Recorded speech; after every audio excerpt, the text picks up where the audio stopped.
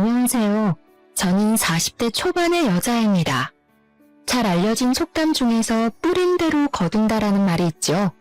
내가 마음을 좋게 쓰면 좋은 일이 따라오고 나쁘게 행동하면 결국은 나쁜 결과를 초래하기 마련이잖아요. 아직 나이를 많이 먹지는 않았지만 인생을 살아보니 그런 경우를 심심치 않게 보게 되는 것 같아요. 더군다나 얼마 전에 전 시어머니를 마주치고 나니 더욱 이 말이 생각이 났답니다. 전 시어머니를 마주친 건 정말 우연이었어요. 날씨가 좋아서 아직 돌이 안 된 아들을 유모차에 태우고 산책을 하던 중이었는데요. 작은 마트 앞을 지나가는데 경찰차도 와 있고 아주 소란스럽더라고요. 그래서 아기에게 시끄러울까봐 최대한 멀찍이 떨어져서 가려고 하는데 어떤 초라한 행색을 한 할머니가 마트 주인에게 바락바락 악을 쓰고 있었어요. 내가 누군지 알고 지금 이따위로 대접을 하는 거야? 저 길로 쭉 가면 갈비집 건물 나오지? 내가 거기 주인 마누라야. 이거 왜 이래? 아이고, 건물주 마누라가 소주 한 병 살 돈이 없어서 훔치려고 그랬어? 내가 돈이 없어서 빵을 훔쳤다던가 두부를 훔쳤다면 그냥 봐주고 말아. 그 처지에 술은 또 먹고 싶었나 보지? 뭐야? 이 옆에 내가 진짜 보자 하니까 그깟 돈 주면 될 거 아니야. 내일 갖다 준다니까 경찰까지 부르고 지랄을 떨어. 계속 이렇게 소란 피우시면 공무집행 방해죄도 추가됩니다. 얼른 차 타세요. 마트 주인에게 악을 쓰는 목소리를 들으니 본능적으로 뒷덜미가 찌릿하더라고요. 혹시나 하고 얼굴을 보니 벌써 술을 먹었는지 얼굴이 벌개진 전 시어머니가 맞는 게 아니겠어요? 예전에는 옷도 화려하게 입고 머리도 항상 미용실 가서 세팅을 해서 50대 뺨칠 것처럼 생겼었는데 지금은 완전히 초라하게 늙은 할머니의 모습이었어요. 머리도 거의 백발에 마구 헝클어져 있더라고요. 저를 알아볼까 무서워 얼른 자리를 피하려고 열심히 유모차를 밀었답니다. 전 시어머니 쪽을 한번 흘깃했는데 글쎄 눈이 딱 마주쳤지 뭐예요? 순간 저를 알아본 전 시어머니가 저를 향해 고래고래 소리를 치기 시작했죠. 너 맞지? 야, 이리 와봐. 제가 내 며느리야. 야, 어딜 도망가 이리 와. 전 시어머니가 저를 향해 쫓아오려는데 경찰이 딱 잡고 막아서더라고요. 정말 다행이었죠. 저는 악에 바친 전 시어머니 목소리를 뒤로 한 채 얼른 집으로 돌아와서야 한시름 놓을 수 있었어요. 아기를 키우느라 한동안 전시무의대에 잊고 살았는데 그때 기막혔던 일들이 영화처럼 머릿속을 스쳐가네요. 사연을 다 들으시면 여러분도 그때 제가 얼마나 충격을 받았을지 이해를 해주실 것 같아요. 그럼 제 이야기를 한번 시작해 볼게요. 저는 40대 초반까지 결혼을 하지 않았던 골드미스였어요. 대학교를 졸업하고 바로 중견기업에 취직해서 열심히 일만 했죠. 주변 친구들은 다 결혼하고 아이까지 낳을 때 저는 일만 했으니 팀장이란 직함은 얻었지만 항상 마음이 공허하더라고요. 이대로 자유롭게 살자고 생각이 들다가도 친구 돌잔치에 가면 또 그렇게 부러울 수가 없고요. 그러던 중에 친구의 지인이었던 남편과 우연히 만나게 되었죠. 오랜만에 만난 대학교 동창과 회사 근처에서 저녁을 먹고 있었는데 마침 친구의 지인이던 남편이 지나가다가 아는 척을 하더라고요. 그렇게 합석을 하게 되어 같이 얘기를 나누게 되었는데요. 남편은 저보다 3살이 많았는데 작게 사업을 하고 있다고 하더라고요. 그래서 그런지 성격이 활발하고 호탕한 것 같았어요. 평소 제가 남자다운 성격을 가진 남자를 좋아해서 그런지 살며시 호감이 생기더라고요. 그렇지 않아도 내가 두 사람 소개시켜주면 어떨까 생각했는데 정말 인연인가 봐. 이렇게 만나네? 이렇게 아름다우신 분이 아직 싱글이란 말이야? 진작 소개해줬어야지. 저는 남편의 너스레에 부끄러웠지만 싫지는 않더라고요. 그렇게 연락을 이어가며 몇 번 만나다 보니 자연스레 사귀는 사이가 되어 있었죠. 서로 나이가 많이 찼다 보니 결혼 얘기도 빠르게 나오게 되더라고요. 만난 지 1년도 되지 않았는데 남편이 프로포즈를 했고 저도 받아들였죠. 처음 시댁에 인사를 드리러 가게 되었는데 제가 아무래도 나이가 있다 보니 좀 긴장이 많이 되었답니다. 시댁은 5층짜리 건물 가장 꼭대기층에 살고 있었는데 그 건물이 15명이라고 하더라고요. 1층은 그 동네에서 유명한 갈비집이 들어와 있어서 보통 동네에서 갈비집 빌딩이라고 부른다고 했죠. 건물에서 나오는 월세로 생활을 하신다고 하는데 금전적으로 넉넉하게 지내고 계시는 것 같았어요. 집 안에 들어가 보니 시모가 원해서 인테리어를 새로 한 지 얼마 되지 않았다고 해요. 아주 현대적으로 삐까번쩍하게 꾸며놨더라고요. 우리 아들이 너무 잘나서 어떤 여자를 데려올까 했는데 생각보다 나이가 많네. 사실 우리 아들 능력이면 20대랑도 결혼할 수 있는데 비슷한 나이대면 서로 생각도 맞고 좋지 뭘 그래. 너무 어린 것보단 사회생활을 좀 한 게 낫다. 어머, 그래서 당신은 10살 넘게 차이 나는 신부를 맞았어요? 시모가 시부에게 엄청 아양을 떨더라고요. 시부도 싫지 않은지 그 모습을 마냥 바라만 보고 있는데 좀 일반적인 부분은 아닌 것 같은 느낌이 들었어요. 시모의 차림새도 보통 그 나이대보단 훨씬 젊게 입어서 제 언니라고 해도 믿겠더라고요. 역시나 나중에 남편에게 물어보니 친어머니는 암에 걸리셔서 남편 20대 초반일 때 돌아가셨다고 해요. 그리고 시부는 지금의 시모와 10년 전에 재혼을 하셨다고 하더라고요. 친정 부모님은 다 은퇴하셨다고? 그럼 생활은 뭘로 하셔? 우리처럼 건물이 있나? 아님 돈 나올 구멍이 따로 있어? 아버지가 연금을 넉넉하게 받으시는 편이라 그걸로 생활하고 계세요. 제가 매달 용돈 챙겨드리고 있고요. 뭐 그럼 딱히 넉넉하진 않겠네. 우리 집안이랑 좀 차이가 나서 좀 그렇네. 그나저나 결혼하면 시부모 용돈도 똑같이 챙겨줘야 되는 거 알지? 그런 건 기본 중에 기본이잖아. 애들 힘들게 일하는데 용돈은 무슨. 내가 돈 충분히 주잖아. 괜히 그런 걸로 애들 괴롭히지 마. 저는 사실 시댁에서 결혼을 반대하면 당연히 툭툭 털고 안 하려고 생각하고 있었어요. 시모가 하는 말이 마음에 걸려서 결혼에 대해 다시 생각해봐야겠다는 마음이 들었죠. 친구들에게 하도 고부 갈등에 대한 하소연을 많이 들어서 굳이 피곤하게 그런 걸 경험하면서 살고 싶진 않았거든요. 저는 제 커리어에도 자부심이 있고 연봉도 나쁘지 않기 때문에 그런 대접을 받으면서까지 진행할 필요는 없으니까요. 하지만 시부가 트인 생각을 가진 분 같았고 결혼하라고 시원하게 지원을 해주시더라고요.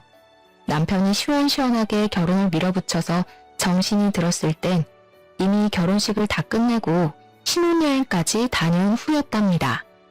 결혼을 했다고 해도 일은 놓고 싶지 않았기에 회사는 계속 다니고 있었죠. 남편도 사업을 하다 보니 매일 밤늦게 들어와서 신혼생활을 잘 즐기지를 못하겠더라고요. 저는 퇴근하고 오면 너무 힘들어서 빨리 쉬기 바쁘고 남편은 거의 밤에 오니 같이 저녁을 먹을 때도 별로 없고요. 이런 게 결혼인가 싶고 오히려 연애할 때보다 더 외로운 기분이 들기도 했죠. 다 잡아둔 물고기라고 생각을 하는지 연애할 때는 그렇게 연락도 자주 하더니 이제는 늦게 들어와도 연락 한 통 없었어요. 저도 서운함이 계속 쌓여가니 서로 서먹해진 상황에서 어느 날 남편이 출근 전에 이런 말을 하는 거예요. 근데 우리 나이도 있는데 아기를 먼저 가져야 되지 않아? 나는 나를 닮은 애를 꼭 갖고 싶거든. 그런 말을 전혀 안 하다가 갑자기 들으니 당황스럽긴 한데 난 사실 회사 일도 바쁘고 나이 때문에 아이가 금방 찾아오긴 힘들지 않을까 싶어. 만약 시도해봐도 안 되면 난 딩크도 생각한 적 있긴 하거든. 딩크? 말도 안 되는 소리 하지 마. 결혼했으면 무조건 한 명이라도 아이는 낳아야지. 당신 일이야. 아이 낳고 다시 해도 되잖아. 지금 뭐가 급한지 몰라? 저도 저를 빼닮은 아기를 갖고 싶었고 남편이 너무나도 아이를 원했기 때문에 열심히 노력해 보기로 했어요. 친정엄마가 임신이 잘 되는 한약도 지어다 주셔서 빼놓지 않고 먹었죠. 몸이 건강해야 한다고 해서 평소에 운동도 싫어했지만 요가 수업도 듣기 시작했답니다. 저는 제 나름대로 노력을 하고 있는데 먼저 임신 계획하자던 남편은 무슨 생각인지 전혀 협조를 안 하더라고요. 사업한다고 일주일에 5일은 술을 먹고 들어오길래 아이가 갖고 싶으면 술을 끊어야 한다고 몇 번이나 말해도 듣지 않았죠. 당신 아기 갖고 싶다며 내가 술 먹지 말라고 했지. 내가 운동을 하라고 했어. 인스턴트를 못 먹게 했어. 그런 거 다 못해도 술이라도 끊어달라고 했잖아.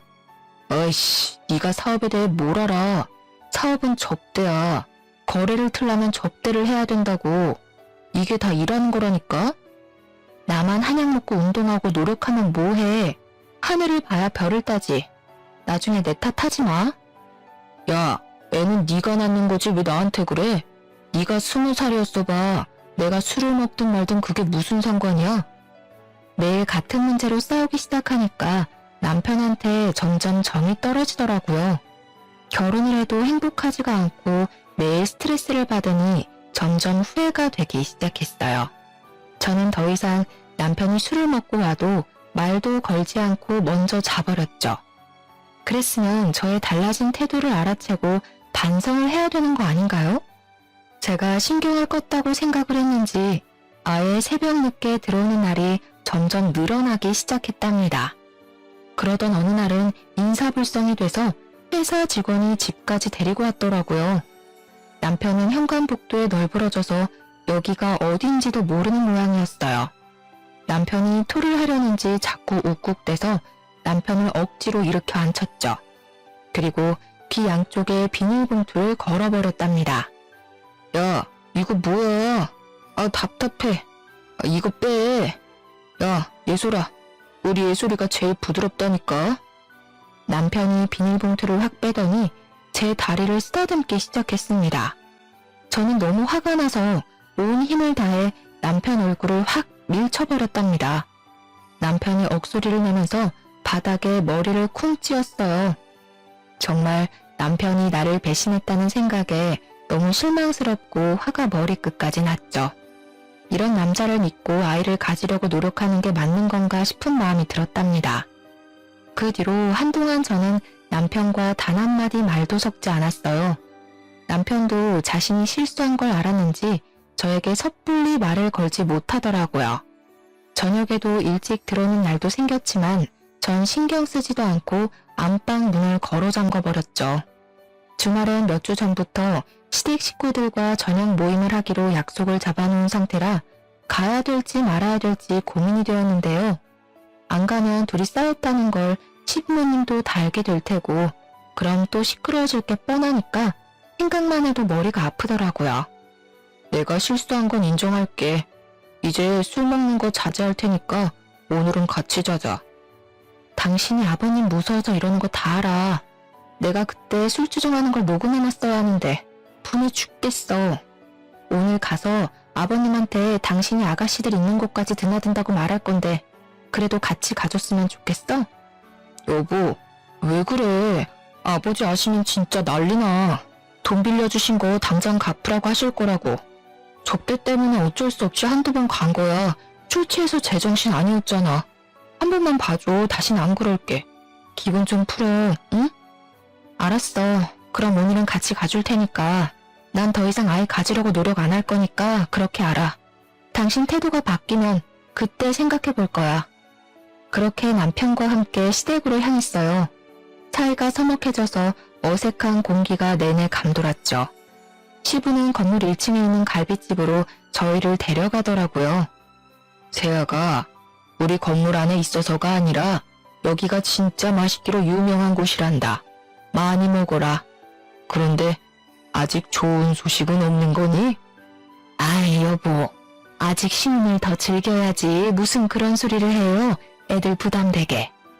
젊은 나이가 아니니까 얼른 아이 낳고 즐겨도 충분하다.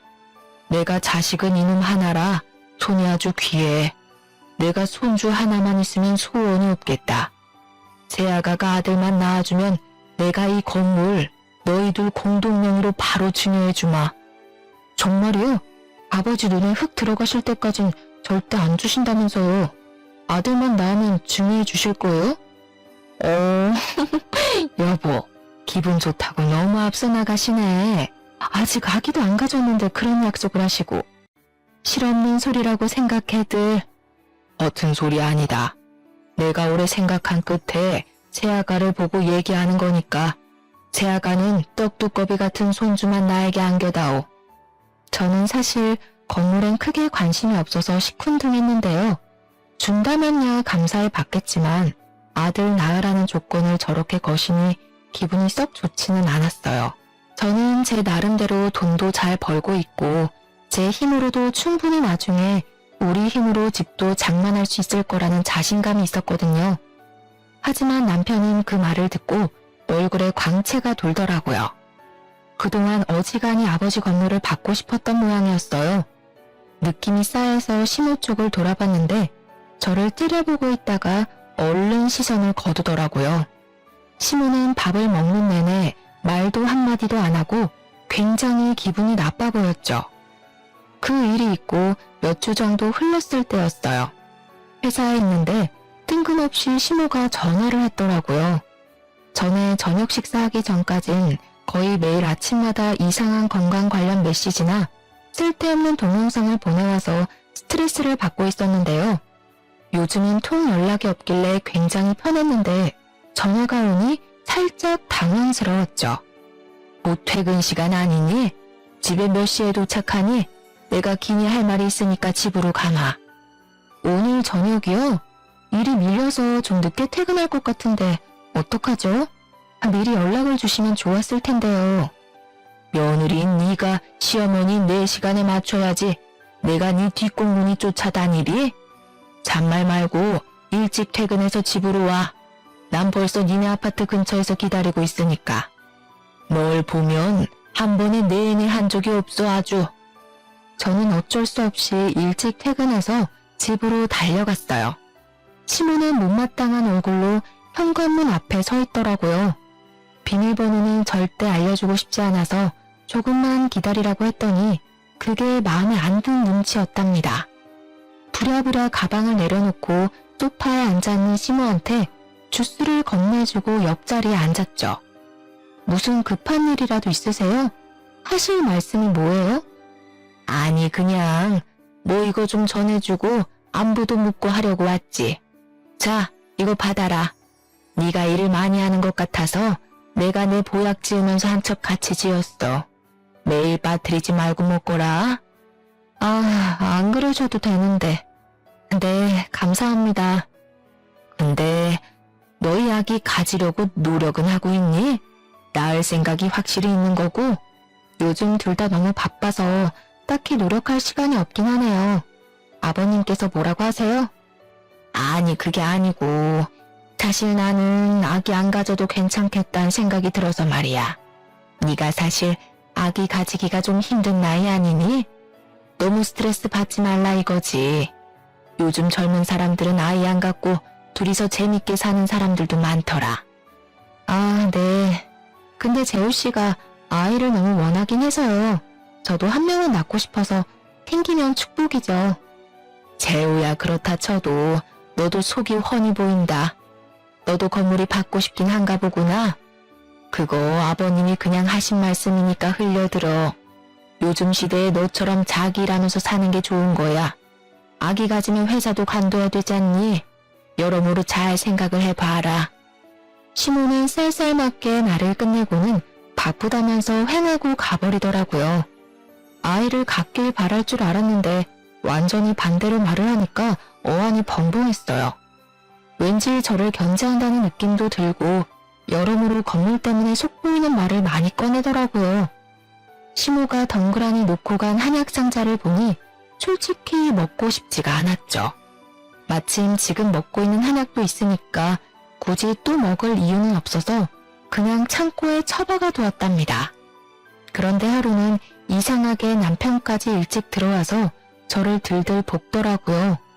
저와 눈만 마주치면 임신 얘기를 하는 통에 스트레스가 쌓일 만큼 쌓여 있었거든요. 제가 애 낳는 기계도 아니고 뚝딱하면 애가 들어서는 것도 아닌데 주변에서 왜 저를 갖고 난리를 치는지 미치겠더라고요. 다음 달에도 임신 안 되면 우리 시험관이나 그런 걸로 해보자. 사실 당신 나이 때문에 자연 임신 안 될 확률이 많대. 시험관만 하면 애가 자판기에서 나오듯이 나올 줄 알아? 그게 얼마나 힘든 건데. 난 매일 주사도 맞아야 되고 왜 나만 힘든 걸 다 견뎌야 되는데? 야, 그럼 내가 낫냐? 여자가 낳는 거잖아. 나도 답답하다고. 에이, 이럴 줄 알았으면 어린애랑 결혼하는 건데 아버지가 갑자기 그런 걸로 건물 준다고 할 줄 누가 알았냐고. 지금 그 건물 받으려고 이 난리를 치는 거야? 아기를 무슨 돈 버는 수단으로 생각하니? 당신은 막상 아기 낳으면 똥기저귀 한 번 안 갖다 버릴 위인이야. 나야말로 당신이 이렇게 임신으로 나 스트레스 줄 줄 알았으면 절대 결혼 안 했어. 이게 보자 하니까 너 말 다 했어? 아, 이래서 나이 어린애랑 결혼했어야 돼. 나이 많은 것들은 머리에 든 것만 많아서 허구한 날 꼬치꼬치 따지기나 하고. 그럼 시험관 안 하겠다 이거지? 그럼 다음 달에도 임신 못하면 당신 그냥 다니는 회사 때려치고 집에서 쉬면서 몸 관리나 해. 뭐? 진짜 말 다 했어? 당신이 뭔데 회사를 관두라 말아야. 난 임신 안 하면 안 했지. 회사는 포기 못하니까 꿈 깨셔? 서로 언성이 높아지고 분위기가 점점 험악해져 가기만 했어요. 갑자기 남편이 악소리를 지르면서 식탁 의자들을 다 던져버리더니 쓰레기통을 발로 차서 거실에 확 던져버리는 게 아니겠어요? 거실 바닥이 쓰레기로 난장판이 되어버렸어요. 저는 너무 화가 나니까 머리가 띵해지더라고요. 남편을 죽어라 노려보니까 남편도 씩씩대며 지지 않고 쳐다보더라고요. 저는 주방 싱크대로 달려가서 모아두었던 음식물 쓰레기 봉투를 남편에게 확 던져버렸답니다. 봉투가 찢어지면서 남편의 티셔츠와 바지가 쓰레기 범벅이 되어 뚝뚝 떨어졌죠. 야, 이게 진짜? 냄새. 너 진짜 미쳤어? 당장 닦아 얼른. 너는 쓰레기 던져도 되고 나는 왜 안 돼? 마음 같아선 네 그 머릿속에 든 쓰레기 좀 싹 다 버리고 싶다. 어쩌면 그렇게 쓰레기 같은 생각만 하고 사냐? 저는 남편에게 쏘아붙이고 가방을 챙겨서 집을 나와버렸답니다. 남편의 밑바닥까지 본 기분이랄까요? 여느 때와는 너무 딴판한 모습에 같은 사람을 만나 싶었죠.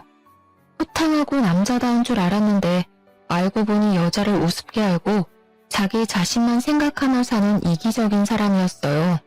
그 순간 제 자신이 너무 불행하게 느껴져서 제 숨통이 다시 트이려면 이혼을 해야겠다는 생각까지 들더라고요. 저는 바로 친정으로 갔고 일주일 넘게 집으로 돌아가지 않았답니다.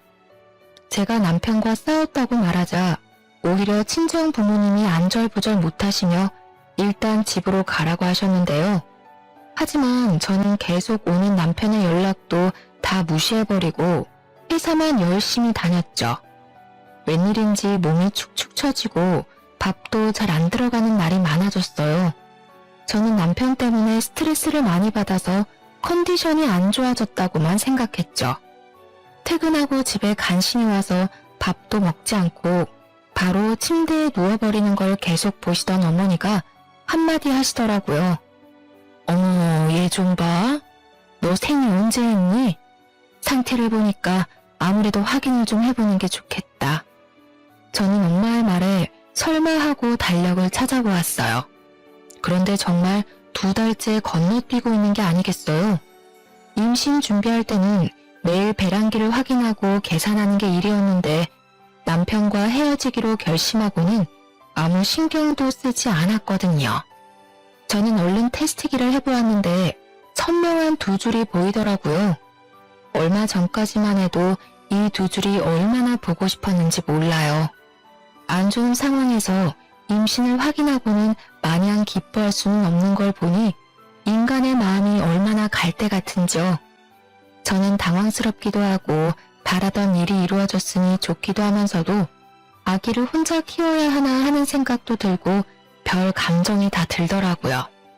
남편한테 좋아하면서 마냥 알릴 수도 없는 현실이었으니 씁쓸하기도 했고요. 저는 엄마에게 당분간 우리만 알고 있자고 하고 테스트기를 서랍 안에 넣어놨어요. 저녁을 먹는 내내 남편에게 알려야 하는지 말아야 하는지 생각하느라 무슨 맛인지도 모르고 먹었던 것 같아요. 그때 초인종이 울리더니 남편이 상기된 얼굴로 들어오는 게 아니겠어요? 내가 아까 전화했다. 그렇게 바라던 임신을 했는데 알려줘야지. 이제 아기까지 찾아온 마당에 이혼하니 많이 허튼 소리 말고 장서방이랑 얼른 화해하고 집으로 돌아가. 아, 엄마, 내가 말하지 말라고 했잖아요. 이 인간이 나한테 어떻게 했는지 내가 다 얘기했잖아. 너도 잘한 거 없어. 장서방, 얼른 얘 데려가게. 또 우리 딸한테 막대하면 정말 그땐 그냥 못 넘어가네. 이제 아이도 가졌으니 아주 여왕처럼 떠받들어야 돼. 네, 장모님, 여부가 있겠습니까? 여보, 정말 내가 미안해. 나 그동안 진짜 반성 많이 했어. 우리 부모님은 당신 집 나간 것도 모르시니까 그냥 없던 일처럼 다시 집에 들어가면 돼. 우리 깜찍이랑 같이 집에 가자. 여보, 정말 고마워. 벌써 태명까지 지어서 호들갑을 떠는 남편을 보니 만감이 교차했어요. 미우나 고우나 아기 아빠인데 다시 한번 잘 지내보자고 마음을 먹었죠. 다시 집으로 들어가게 되었고 남편은 벌써 시부모님에게 제 임신 사실을 알렸더라고요. 마침 다음 날이 주말이어서 시부모님이 집으로 찾아오셨죠. 아가, 정말 고맙다. 아무쪼록 몸 조심하고 또 조심하거라. 떡두꺼비 같은 손주 녀석인 것만 확인하면 내가 바로 너희에게 건물 넘겨주마. 근데 아버지, 만약 딸이면 진짜 건물 안 주실 거예요? 우리 집안 대를 이을 손주 녀석이 태어나야 네 놈이 건물을 가질 수 있는 자격이 있는 거야. 딸이면 아쉽지만 둘째도 생각해봐야지. 아버님, 지금이 무슨 조선시대도 아니고 아들, 딸을 차별하세요. 그리고 요즘엔 딸을 더 좋아해요. 아이고, 왜? 딸이면 건물 못 받을까봐 지금 미리 손 쓰는 거니? 아직 5주라면서 벌써 김칫국들 마시기는. 어머니, 저는 건물에 욕심 없어요. 주시면 뭐 거절은 안 하겠지만 안 주셔도 괜찮아요. 왜 자꾸 제가 욕심내는 것처럼 말씀을 하세요? 내가 언제? 말이 그렇게 들렸다는 거지. 너는 그 말 대답 좀 그만해. 마흔 넘어서 용케애가 들어서니까 아주 기고만장하니? 시모가 저를 째려보면서 막말을 쏟아내는데 어이가 없더라고요. 누가 들으면 제가 건물 달라고 조른 줄 알겠더라니까요. 여기서 더 말을 이어가 봤자 뱃속의 아기에게 스트레스만 줄 것 같아서 속으로 참을 인자를 새기며 입을 꾹 다물었답니다. 남편은 정말 달라지려는 듯이 성실한 모습을 보여주기 시작했어요. 정말 바쁜 일이 아니고서는 저녁 먹을 시간에 들어오려고 노력하더라고요. 제가 입덧을 해서 밥을 못 먹고 수박과 오렌지 주스만 먹었거든요. 저녁이면 수박을 한 톡씩 사와서 다 썰어서 통에 착착 담아두기까지 하더라고요. 아기가 생기니까 이렇게 바뀔 줄이야. 정말 신기할 정도였어요. 그렇게 남편과 사이는 점점 회복되어 가고 있었는데요. 문제는 시모였어요. 자꾸 이상한 내용의 동영상을 보내기 시작하는 거예요. 너무 보기 싫어서 대부분 그냥 지워버렸는데 가끔 보면 아이 키우다가 너무 힘들어서 부부가 이혼한 이야기나 심한 건 유산되는 이유 보여주는 동영상 같은 걸 찾아서 보내는 거 있죠. 도대체 왜 시모가 삑딱선을 타고 있는지 이유를 모르겠더라고요. 제가 답장도 안 하고 아무런 대꾸도 안 하니까 어느 날 전화를 했더라고요. 살아있었네. 나는 하도 답장이 없어서 잘못된 줄 알았다 얘. 어머니, 말씀이 좀 그러네요. 그런 이상한 동영상 보내는 게 안부 물으시는 거였어요? 저 가뜩이나 입도 심해서 기운도 없고 일도 바쁘니까 이제 그만 보내주셨으면 좋겠어요. 이상한 거라니? 난 다 널 생각해서 보내는 건데 다 보면 앞으로 도움이 되는 건데 그걸 몰라. 너 가만 보면 시부 앞에선 꼬리를 살랑살랑거리면서 나는 부대접을 하는 것 같다. 너 내가 제우 친엄마 아니라고 지금 무시하는 거야? 제가 무슨 부대접을 하나요? 그런 적 없어요. 어머니야말로 저 임신한 거 별로 달갑지가 않으신가 봐요? 뭐? 그게 무슨 벼락 맞을 소리야? 내가 얼마나 기쁘고 축복해주고 있는데 그딴 소리 들으니 기가 막히다. 내가 오늘 아기 신발도 사주려고 만나자고 전화한 거야. 오늘 퇴근하고 네 회사 근처 백화점에서 좀 보자. 아, 제가 요즘 몸이 너무 힘들어서요. 죄송한데 다음에 가면 안 될까요? 이거 봐라. 또 나를 무시하지? 내가 말하면 좀 내니 하고 따를 생각을 해야지.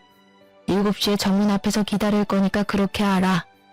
가뜩이나 주스만 먹고 영양해 가면서 회사 사람들에게 내색도 못하고 일도 일대로 다 하고 있는데 백화점까지 가려니 너무 힘들었어요. 저는 결국 시어머니를 만나서 백화점 안으로 들어갔죠. 저는 아기용품 매장만 가서 얼른 사고 집에 가고 싶었는데 시어머니가 1층부터 제 팔짱을 딱 끼고 삥삥 돌며 구경을 하는 거예요. 어머님, 저 진짜 너무 몸이 힘들어서 얼른 아기 거 먼저 좀 사러 가면 안 될까요? 예, 백화점에 왔는데 구경을 좀 해야지. 아니, 겉으론 멀쩡해 보이는데 뭐가 힘들다고 그래? 배가 남산만큼 나온 것도 아니면서. 저도 임신이 처음이었지만 시모는 재혼 전에도 한 번도 아이를 가진 적이 없어서 그런지 임신 초기에 얼마나 힘든지 이해를 못하는 것 같았죠. 아기용품 매장이 있는 3층까지 구석구석 삥삥 도는데 정말 주저앉고 싶더라고요. 가까스로 정신을 부여잡고 시모가 골라주는 아기 신발을 하나 받아들고 나왔어요. 이상하게 백화점에 앉아서 쉬는 의자가 없어서 잠깐 쉴 수도 없었거든요. 저는 빨리 집에 갈 생각만 하고 있었기에 엘리베이터 쪽으로 걸어갔어요. 시모가 뒤에서 저를 재빠르게 쫓아오더니 팔을 잡더라고요. 아유, 얘 사람이 너무 많아서 한참 기다려야겠다. 너도 힘든데 우리 계단으로 내려가자. 그럼 금방이야. 네? 저 다리가 후들거려서 계단 못 가요, 어머니. 시어머니는 제 말도 듣지 않고 비상구 문을 벌컥 열었고 저를 기다리고 있더라고요. 제가 움직이지 않자 인상을 팍 쓰면서 오라는 손짓을 계속 해댔어요. 예, 빨리 오라고. 사람이 그렇게 많은데 저한테 소리를 삑 지르기까지 하더라고요. 저는 사람들 눈을 피해서 비상구 쪽으로 걸어갈 수밖에 없었어요. 난간을 꼭 잡고 내려가기 시작하는데 시모가 앞서가지 않고 제 뒤에서 따라오는 게 아니겠어요. 저보다 걸음도 훨씬 빠른데 뒤에 떡 버티고 있으니 불편하고 신경이 쓰였답니다. 거의 1층에 도착하자 한시름에 누워서 잠깐 쉬려고 하는 찰나에 다리가 휘청이면서 난간을 잡을 새도 없이 몸이 앞으로 고꾸라져 버렸답니다. 저는 계단을 대굴대굴 굴러서 바닥으로 떨어졌어요. 제가 잠시 정신을 잃었는지 시모가 소리치는 게 들렸었는데 깨어나 보니 병원 응급실이더라고요. 제 손을 붙잡고 울상이 된 남편의 얼굴이 보이고 뒤쪽으로 시부모님이 서 계셨죠. 여보, 괜찮아? 도대체 어떻게 된 거야? 초기가 가장 위험하다는데 조심해야지. 아기는? 아기는 무사한 거야? 다행히도 아기는 무사하대. 걱정하지 마. 나 아까 어머니 전화 받고 얼마나 놀랐는지 몰라. 시부가 엄청 뭐라고 한 모양인지 시모는 풀이 확 죽어있더라고요. 이상은 없어서 바로 퇴원했는데 좀 캥기는 부분이 있었죠. 제가 넘어질 때 시모가 다리를 건 듯한 느낌이 들었던 것 같은 거예요. 근데 확실하지가 않고 저도 정신이 없었기에 그냥 넘길 수밖에 없었어요. 그 이후로는 왠지 시모와 거리를 둬야겠다는 생각이 들었답니다. 이제 임신한 지도 거의 12주가 가까워지고 있었어요. 이때쯤이면 아들인지 딸인지 알려주신다고 해서 남편이 정기검진 날짜만 엄청 기다리고 있더라고요. 입덧도 사라지고 백화점 사건 이후로 시모도 연락이 없어서 평화로운 날을 보내고 있었는데요. 어느 날 주말에 남편도 약속이 있다고 나가서 저 혼자 푹 쉴 마음으로 여유롭게 아침을 먹고 있었죠. 갑자기 초인종이 울려서 나가보니 시모가 쫙 빼입고 서 있는 게 아니겠어요. 예, 얼른 옷 입어라. 병원이 1시면 문 닫으니까 빨리 가야 돼. 네? 갑자기 무슨 병원을 가요? 어디 아프세요? 나 말고 너 말이야. 내가 잘 아는 산부인과 의사가 있는데 내가 하도 너 노산이라 걱정을 하니까 한번 데려와서 검진도 싹 해주고 도움도 주겠다고 하더라. 어서 따라 나서. 저 지금 다니는 산부인과도 좋은 곳이에요. 저 괜찮아요. 그렇지 않아도 다음 주에 정기검진 가요. 또 말대답. 한 번에 좀 예의할 순 없어?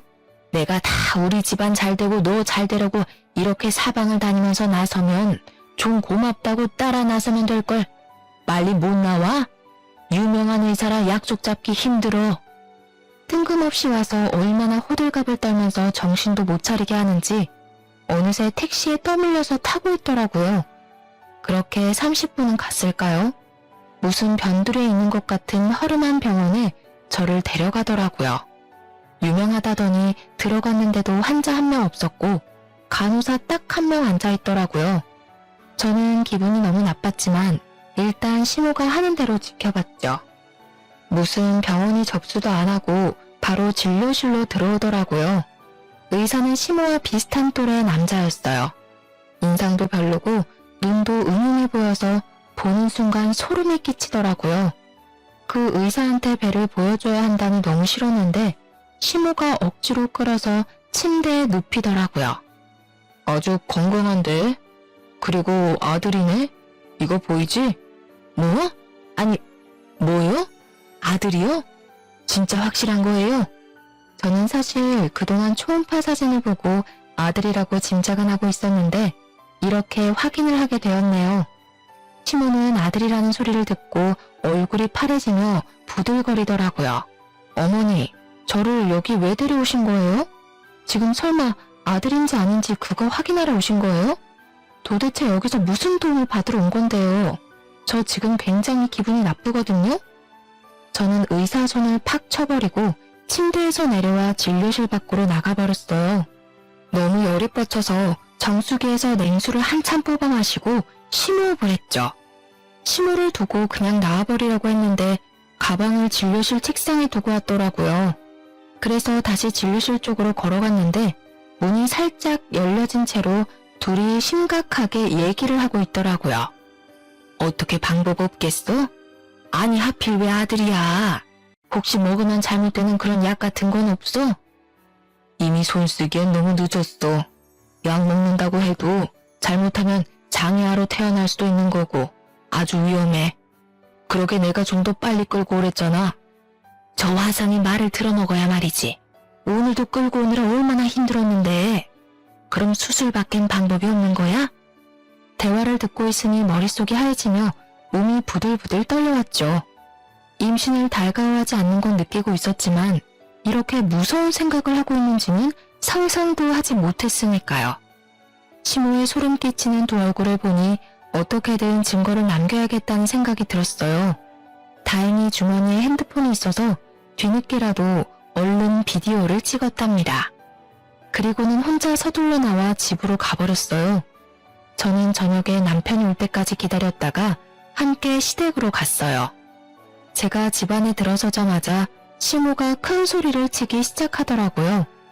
연락도 없이 너 혼자 가버리면 어떡하니? 가방도 두고 가서 얼마나 걱정했는지 알아? 애가 기본이 안 돼 있어. 걱정이요? 같이 있다간 또 무슨 수작을 부릴지 모르니까 제가 얼른 도망친 건데요? 뭐? 수작? 이게 아주 막 나가네. 내가 재혼했다고 지금 이렇게 무시를 하는 거야? 여보, 얘 말하는 것 좀 봐요. 나를 얼마나 무시하는지 봤죠? 이간질 시키려면 상대 봐가며 제대로 했어야죠. 그럼 이건 어떻게 설명할 건데요? 저는 아까 찍은 비디오를 열어 시부모와 남편에게 보여줬습니다. 그걸 본 시모가 얼굴이 사색이 돼서 핸드폰을 뺏으려고 하더라고요. 저는 얼른 시모의 손을 쳐버렸어요. 내가 참아보려고 했는데 사람이 할 짓이 있고 못할 짓이 있는 거예요. 아무리 친자식이 아니라도 어떻게 손주를 잘못되게 할 생각을 할 수가 있어요? 이게 지금 우리 아기 두고 하는 말이란 말이야? 이 아줌마가 진짜 미쳤네? 그동안 아버지 생각해서 대우해줬더니 진짜 내 엄마라도 된 것 같아? 아, 딱 알겠네. 이 건물 나한테 넘어갈까봐 이런 짓을 꾸민 거지? 그렇다고 이게 당신께 될 것 같아? 아니, 그게 아니라 오해가 있는 것 같은데 우리 손주 얘기를 한 게 아니라 이 의사가 내 친구인데 다른 환자 얘기를 한 거야. 너는 나한테 물어보지도 않고 이렇게 오해를 하니? 오해요? 일부러 저기까지 끌고 가서 뭔 짓을 하려고 했는지 저 의사 데려다가 물어볼까요? 내가 이걸로 저 의사 고소할 수도 있어요. 그리고 예전에 나한테 준 한약도 몸 차게 만들어서 애 못 갖게 하는 약이었던 거 내가 모를 줄 알았어요. 그냥 넘어가 주니까 누굴 바보로 알아요? 갑자기 심호의 얼굴이 울그락 푸르락 대더니 제 뺨을 세게 내려치는 게 아니겠어요. 저는 너무 놀라서 바닥에 주저앉았어요. 남편이 심호를 확 밀치고 저를 일으켜 안았죠. 이 여자 진짜 미친 거 아니야? 감히 누굴 건드려? 아버지, 왜 이 꼴을 보고도 아무 말이 없으세요? 예? 시부는 아주 침착한 표정으로 소파에 앉아있다가 안방으로 들어가 무슨 서류 봉투를 가져오더라고요. 그러더니 시모의 얼굴에 확 던져버렸죠. 당신 왜 이래요? 이건 또 뭐예요? 시모는 인상을 찡그리며 서류 봉투를 열어보았어요. 봉투 안을 들여다본 시모 얼굴이 순식간에 새하얘져서 말을 더듬기 시작하더라고요. 마치 염라대왕을 본 것 같은 표정이었죠. 시부가 어이가 없다는 듯이 고개를 저으며 시모 손에서 봉투가 거칠게 빼앗아 들었어요. 그리고는 봉투 속에 든 사진들을 시모의 얼굴에 쫙 뿌려버리더라고요. 당황한 시모가 어떻게든 사진을 숨기려고 땅바닥에 엎어져 추한 꼴을 보이기 시작했어요. 남편도 사진 한 장을 뺏어 들고 자세히 보고 있길래 저도 사진들을 살펴봤는데 시모가 다른 남자들과 찍은 사진들이었어요. 웃긴 건 한 명이 아니라 다 다른 남자들이더라고요. 그 중에는 기가 막히게도 오늘 봤던 의사의 얼굴도 보였죠. 이 옆에네야 내가 바보라서 여지껏 속아줬다고 생각하지? 그동안 나 몰래 월세 빼돌려서 그 돈 흥청망청 쓰고 다닌 거 누가 모를 줄 알아? 그걸 알아내다 보니 니년이 이렇게 남자를 돌아가며 만난다는 걸 알게 됐지. 더 할 말 있어? 여보, 월세는 내가 가끔 받아쓰긴 했는데 진짜 몇 번 안 돼요. 다신 안 그럴게요. 한 번만 봐줘요, 네? 이건 다 오해예요. 다 같은 모임 친구들이라고요. 친구들? 너는 친구랑 이런 데도 들어가냐? 네가 내 재산을 빼돌린 것도 모자라 나를 배신해. 거기다가 내 손자한테까지 손을 대려고 해. 너는 내가 봐줄 수가 없어. 돈도 모자라 이 건물까지 탐으려고 감히 내 손주를 건드려? 시모는 화장이 다 번져서 거머진 눈물을 줄줄 흘리며 시부의 다리를 붙잡고 늘어지더라고요. 여보, 제발 한 번만 봐줘요. 지금부터 죽은 듯이 살게요. 제발 버리지만 말아요. 당신 없이 나는 못 살아요. 내가 아니라 내 돈 없이 못 사는 거겠지. 당장 내 집에서 꺼져. 지금 안 나가면 내 손주 건드린 채 톡톡히 물릴 줄 알아. 이게 당신한테 주는 마지막. 시모는 시부의 손에 끌려서 건물 1층 밖까지 쫓겨나갔어요. 창문 밖으로 보니 시모는 건물 앞에 주저앉아서 소리를 지르며 울고 있더라고요. 몇 시간이 지나도 그 앞에 있어서 사람들이 웅성웅성 대기도 했죠. 보다 못한 남편이 경찰에 신고를 했고 경찰과도 한창 실랑이를 하다가 결국은 경찰차를 타고 가면서 마무리가 되었답니다. 그 후로 매일 시모가 건물 앞에 와서 시부를 찾으면서 울어서 영업 방해로 여러 번 경찰이 찾아오기도 하고 소란이 계속되었다고 해요. 시부가 저와 아기의 안전을 위해서 출산 때까진 시댁에 오지 말라고 해서 시모를 그 후로 보진 않았답니다. 시부는 소송을 진행해서 시모한테 돈 한 푼도 주지 않고 이혼할 수 있었어요. 시모는 남은 돈으로 변호사까지 고용해서 어떻게든 재산을 분할받으려고 발악을 했지만 불리한 증거가 너무 많아 통하지 않았죠. 저는 무사히 아들을 순산했고 출생 신고하는 날에 맞춰 시부가 선물처럼 건물을 증여해 주셨답니다. 집안에 분란을 일으키던 시모가 사라지고 아기가 태어나니 웃을 일이 많아지고 평화가 찾아오더라고요. 가족이 모일 때는 일부러라도 시모 얘기는 절대 하지 않았고 저도 육아휴직을 하면서 아기만 열심히 키우다 보니 어느새 시모의 존재 자체가 희미해져 갔었는데요. 우연히 시모를 딱 마주치게 될지 누가 알았겠어요. 시모가 저를 알아보고 쫓아오려고 할 때는 얼마나 놀랐는지. 사연을 보내는 지금도 등골이 오싹하답니다. 우리 아들에게 해를 끼치려던 시모가 혹시 우리 아기 얼굴이라도 봤을까봐 치가 떨리는 제 마음을 이해하시나요?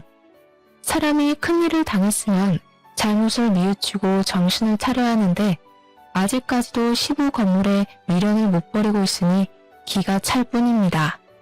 다행히도 우리 아들은 양가 어른들의 사랑을 듬뿍 받으며 정말 건강하게 잘 자라주고 있답니다.